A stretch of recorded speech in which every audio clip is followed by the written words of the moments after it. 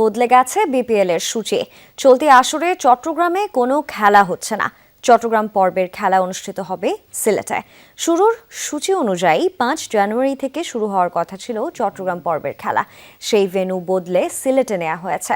ফলে 2 তারিখে সিলেট পর্বের খেলা শেষ হওয়ার কথা থাকলেও তা এখন হবে 12 জানুয়ারি। এরপর সেখান থেকে বিপিএল চলে যাবে ঢাকায়।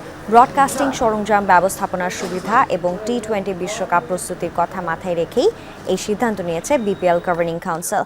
কেননা বিশ্বকাপ বিবেচনায় 23 তারিখের মধ্যে বিপিএল শেষ করতে চায় বিসিবি।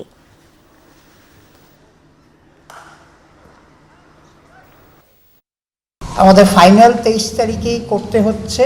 প্রথম প্রবলেম হচ্ছে যে বাংলাদেশ টিম আপনারা জানেন যে ওয়ার্ল্ড কাপে চলে যাচ্ছে অ্যারাউন্ড 26। সো সেটা প্রথমে, প্লাস আপনারা জানেন যে আমাদের যে প্রোডাকশন, ইভেন আপনারাও সবারই একটা প্ল্যান আছে।